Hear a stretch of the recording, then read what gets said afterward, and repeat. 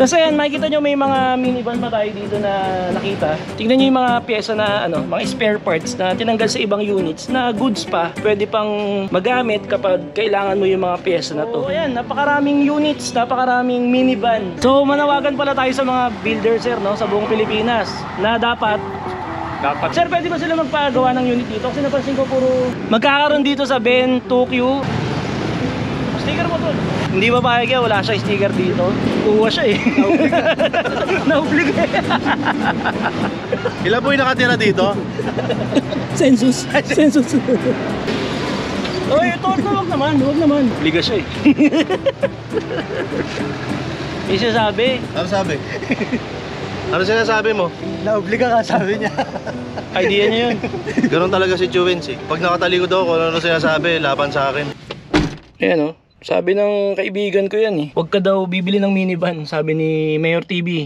Meron siyang 5 dahilan na binigay kung bakit huwag kang bibili ng minivan. Pero kung napanood nyo naman yung video niya, puro positive naman yung gusto niyang iparating. Pero ako kasi, meron akong mga dahilan o mga bagong dahilan na na-experience. Kaya pwede ko ring sabihin na huwag kang bibili ng minivan. Dahil napansin ko talaga to nangyari sa akin siya eh. Ito ha. Huwag kang bibili ng minivan kung ayaw mong ma-addict. Kung saan natin ilaw.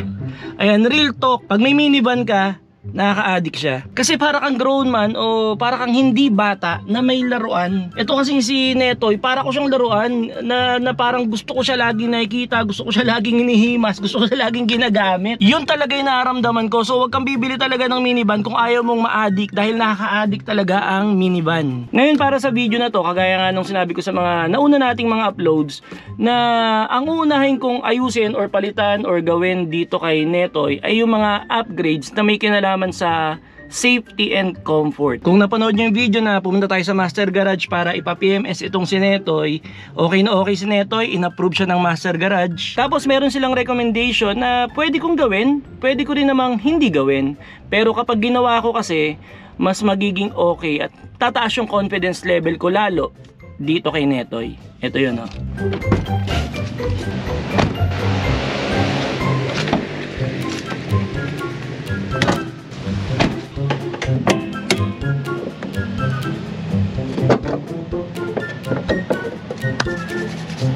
Tignan nyo to. Nakikita nyo yung radiator na yan. Yan yung radiator niya. Ang stock na radiator ng DA17 ay yung ibabaw niya at ang ilalim yata, hindi ako sure sa ilalim, basta yung sa ibabaw niya is plastic. Kagaya nito, yan, plastic yan.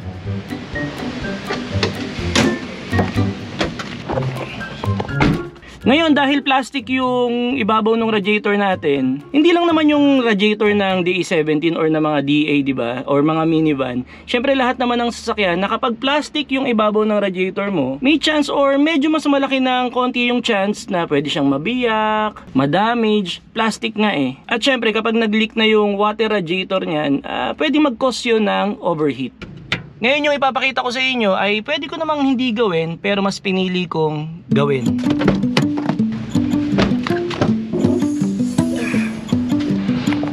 Itong box na to, galing yan sa Davao. In-order ko itong item na to sa kaibigan natin na kilala at pinagkakatiwala ang builder ng mga DA or mga minivan sa Davao. Galing ito kay Dodong Laagan ng Surplus TV. Pakita ko sa inyo. Hindi ko na muna siya ilalabas ngayon dahil mamaya naman makikita nyo talaga to kapag pinakabit na natin. Ito ay radiator na full aluminum. Especially designed siya for DA17V or DA17W. Yung ibang naka DA17, ang ginagawa nila is pinapapalitan nila ng full aluminum na radiator na galing sa DA64. Marami kasing mga DA64 na full aluminum yung mga radiator. At yun nga, karamihan ng mga DA17 ay plastic yung ibabaw ng radiator. So ginagawa nila ng ibang owners ng DA17 is pinapa-convert nila yung mga bracket ng DA17 para mailagay yung full aluminum na radiator ng DA64 sa DA17. Pero yung radiator na ikakabit natin ngayon kay Netoy ay full aluminum na specially designed talaga siya, tailor-made para sa mga DA17. Ngayon, kaya ako nasabi na pwede ko naman siyang hindi gawin dahil pwede naman talagang hindi. Halos lahat ng DA17 naka-radiator na plastic yung ibabaw eh. Pero syempre, ano ba naman yung konting halaga na ilalabas mo para yung radiator mo ay maging mas matibay? At alam naman natin na ang radiator ng mga sasakyan ay isa sa pinaka-importanting parte ng sasakyan para mapanatili or ma-regulate ng maayos yung temperature ng engine. At syempre dahil metal yung radiator na binili natin na ipapalit natin sa plastic, mas matibay ang metal kesa sa plastic. Kaya para sa video na to, ipapakabit natin yung full aluminum na radiator para kay Netoy, pero meron pang isa. Kung mapapansin nyo, walang seatbelt yung second row seats ni Netoy. Nung nakipag-swap tayo, wala na talagang seatbelt yan. Magkabilang side ng second row ni Netoy. Syempre, kung ano yung nandyan, yun yung tatanggapin natin. Pero syempre, para nga mas safe yung sakay natin, dito syempre, family ko yan. Dito si Mrs., dito naman si Scarlett. Ginawan ko nga lang ng paraan para may strap ito, para hindi gumagalaw yung car seat ni Scarlett, para mas safe. Pero si Mrs. kasi, wala siyang seatbelt dito. So, umorder din ako kay Dodong Laagan ng Surplus TV from Davao at napakabilis, sinip niya agad sa akin dito sa Valenzuela yung seatbelt para dito. So, ipapakabit din natin yon ngayong araw. So, yun, tara, pakabit natin. At kung mahilig ka sa mga minivan, huwag kang bibitaw sa video na to dahil ipapakabit natin yung radiator tsaka mga seatbelts sa kilala at magaling na local builder ng mga minivan dito sa Valenzuela. Makikita nyo, maraming minivan kayong makikita mamaya. Kaya samahan nyo ako. Tara, tara. Sige bro, salamat. Wala si Arcas, iba yung bantay.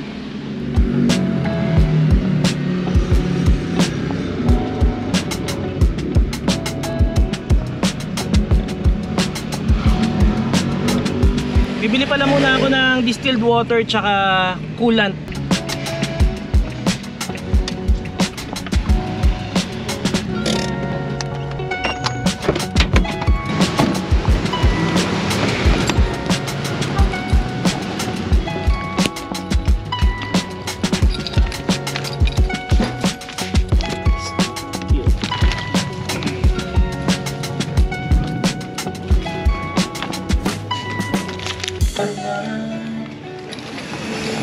Automatic.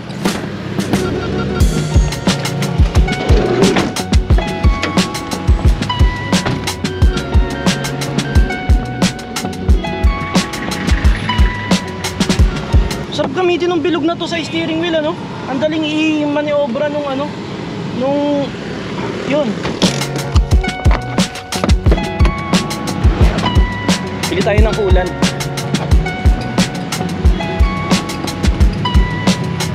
Tao po. Tao po.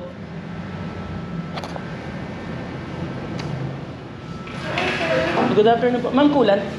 Ano po lang, sir? Kasi may dalawang klase na po kami ng coolant eh. Hindi ko alam. May para sa ganyan. Opo. Ang nakalagay sa kanya is kulay green eh. So, Ano po, di sundin ko na lang din yung green na kulay, no? Sige, sir.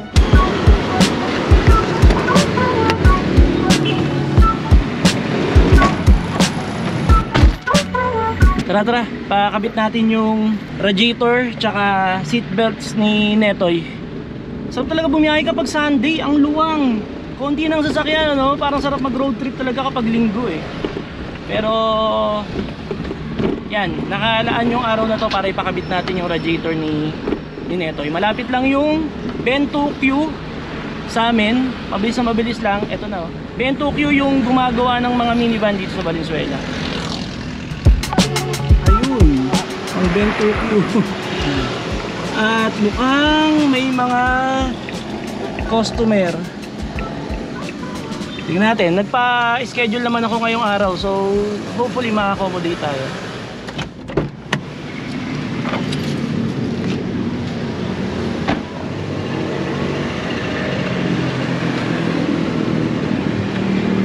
Haba pila, tol? Excuse me. Haba pila? Pangilang ka? Parang pangatlo. Sir, ganon. Pwede. Oo, yan. Yun, oh. Yun. Oh, sa Tagaytay. Taga-Tagaytay ito. Tagaytay. Sir. Sticker mo, tol. Sa'yo, tol. Tol, sa'yo, tol. Wala ba t-shirt dyan, tol? Hindi ba payag yan? Wala siya sticker dito. Tatabi niya sa akin ganyan. Kuha siya eh. Naublig eh. Ilan po yung nakatira dito? Census. Census. Dito na lang ako, tatabihan na lang kita, tol. Oy, tol, huwag naman. Huwag naman. Ay, di ba, Ron? Ito, tol. Yeah. Yeah! Liga siya eh. May sinasabi. Ano sabi? Ano sinasabi mo? Naobliga ka, sabi niya. Idea niya yun. Alam mo, tol, naniniwala ako sa'yo. Ganun talaga si Chewins eh. Ganyan yan. Oo, pag nakatalikod ako, kung ano sinasabi, laban sa akin. Hindi nga, tumalikod ka nga. Hindi, bait-bait ka niyan eh. Oo, hindi na pala totoo dun eh. Nakatalikod ka pero sabi mabait ka. Bait ka? Hindi, sahod niya kasi ngayon.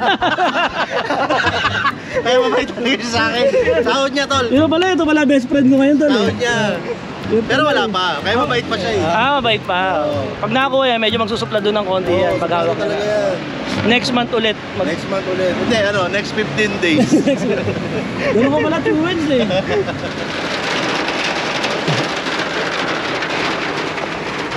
Bali, may ginagawa pang isa. Ayun ang kulay puti namin ni Van. Medyo may i-adjust lang sa manibela niya. Then, sineto na yung next. Kaya lang, medyo umuulan. Ayun. Hindi ko alam. Baka mag-stay muna ako dito. And then, mamaya, makikita nyo, sineto na yung next na aayusin dito sa Bento Q. Bento Q. Ano? Minivan signboard. Kita nyo ba? Minivan.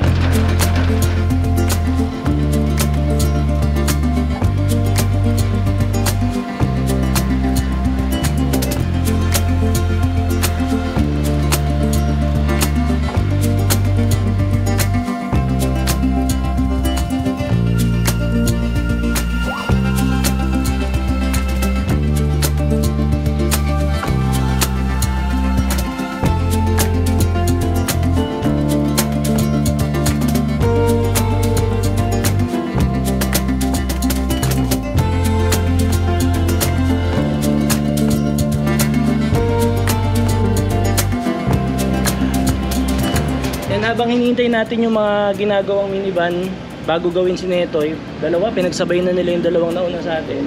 Tingnan muna natin yung mga units na ginagawa nila dito sa Bento Q. Kagaya nito, tingnan nyo. Yan. So, hindi ko alam kung anong gagawin nila dyan. Basta, ayan yung proseso ng ginagawa nila. Hindi lang pala puro minivan yung mga sasakyan na ginagawa nila dito. Meron din silang, ayan, SUV. Tapos ito, may isang D64V na nandito nakalip. Ayan. So yan, ganyan pala itsura ng ilalim ng mga minivan. Ayan, oh. Ito, may isa pang K-car dito. K-car ba tawag sa ganito? Maliit eh, oh. Mukhang Japan din pero maliit. So, siguro nga K-car din yan. May mga D64V pa dun sa likod. Ayan, tapos ito pa. Yan mga yan. Kung mapapansin nyo, yung setup na mga gawa nila Sir Edwin dito is may mga ganito. Yan, oh, may mga roof rack na ganyan. Dahil ang mga customer nila is from, ayan, ginagawang telco. Yung mga, hindi ko alam ano ba yung telco, parang sa mga lining, parang gano'n. Ayan, mga ganyan ang karaniwan na ginagawa nila dito, mga DA64V na minivan na ginagawang telco service vehicle, parang gano'n. Meron pang ano dito, lumang jeep oh. Ganda oh. Owner type jeep. Tapos ayan, makikita nyo may mga minivan pa tayo dito na nakita na mga hindi pa nagagawa. Dahil ako, meron akong minivan at malapit ako dito sa Bento Q. Nakakatuwa kasi ang dami kong, tingnan nyo to, ang dami kong pwedeng mabili na mga spare parts. Yan o, mga goma na nilalagay sa gilid ng mga pintuan. Yan, mga ibang parts ng engine. Tapos, ayan, mga hubcaps. Yan, may DA64W dito na kulay blacks. Ito, tingnan pa natin yung iba pa nila mga parts. Ayan, ginagawa rin dito. Tingnan nyo to pala, sa yarda, kapag sa yard ng mga bilihan ng mga minivan na galing sa Japan, kapag hindi pa siya naka-convert, ganito itsura. Yan, so originally right hand drive talaga yung mga minivan. So ito, nasa kanan pa siya, hindi pa siya nako-convert. May mga pyesa dyan. Tingnan nyo yung mga pyesa na mga spare parts na tinanggal sa ibang units na goods pa. Pwede pang magamit kapag kailangan mo yung mga pyesa na to. Ayan, may mga wirings, may mga suspension. Ayan, kung ano-ano pa.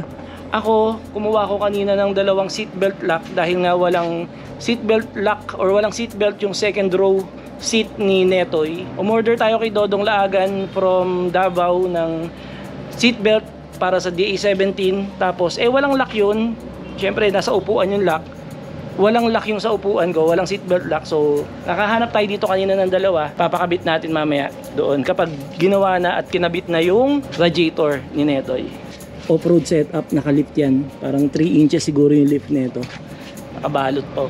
So ayan, napakaraming units, napakaraming minivan. Karamihan DA64V na mga minivan yung nandito. Meron ding mga pickups. Ayun, ganyan karami yan. So yan yung mga units na ginagawa nila Sir Edwin dito sa Ben Tokyo, Malinta, Valenzuela, Metro Manila. May nakita ko dito kulay pula tsaka kulay dilaw na pickup. Mga hindi ko alam kung ano to, paki-comment ka kung anong model ng DA itong mga ganito. Pickup yan. Ayan oh. Tapos may katabi rin na mga DA64V.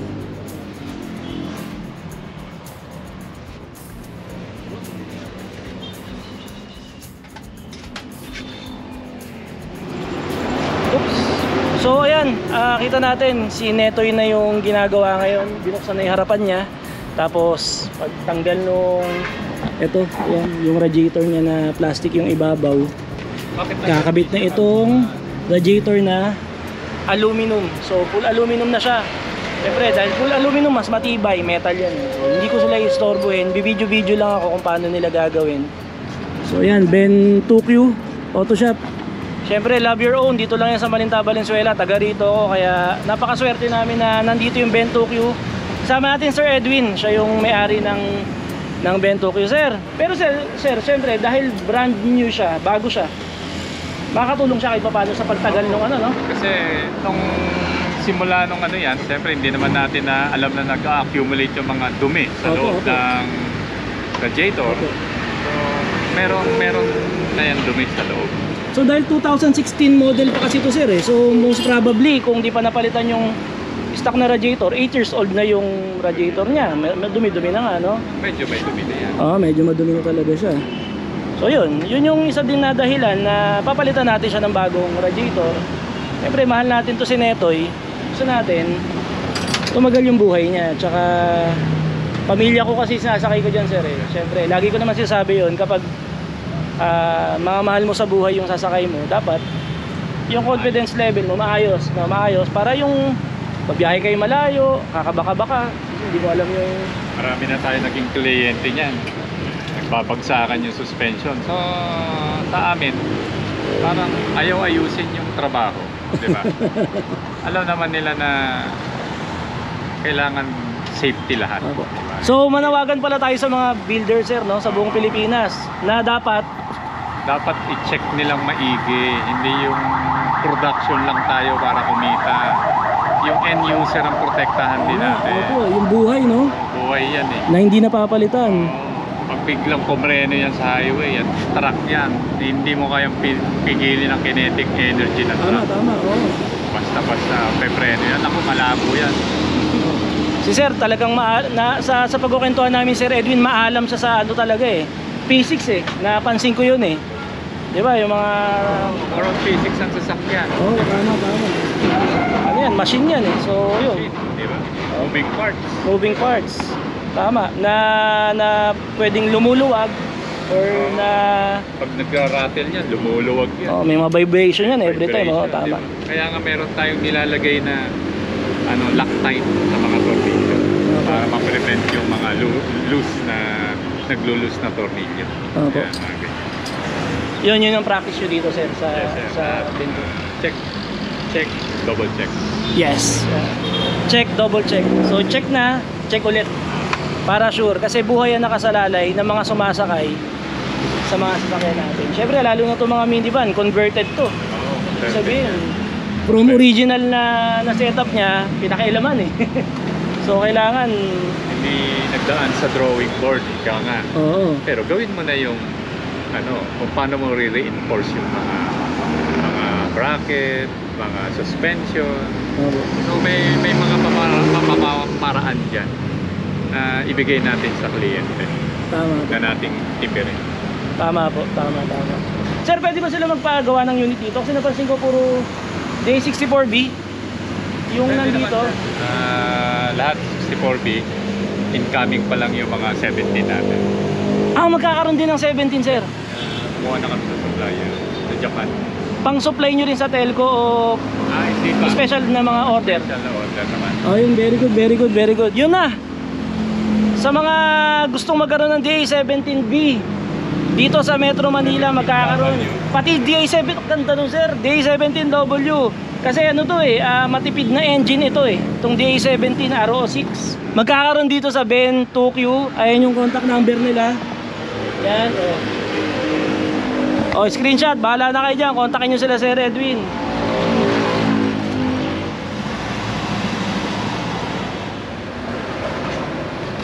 Sir, tapos na yan? Okay na, seatbelt naman. Gabi na talaga. So ito na, napalitan na ng radiator. Ayan, so aluminum na yung radiator natin. Full aluminum na yan. Tsaka syempre dahil bago yan, mas malinis. Mas malinis yung radiator. Syempre mas mapapalamig niya or mas mareregulate niya ng maayos yung water temperature.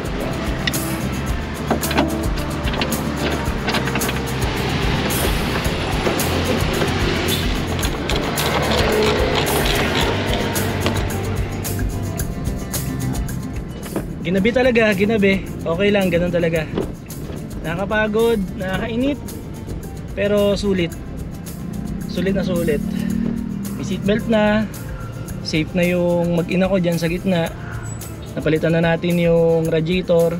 All goods na yan. Safe na dito. Seatbelt na yan, no? Dito umuupo si Mrs. pag umalis kami.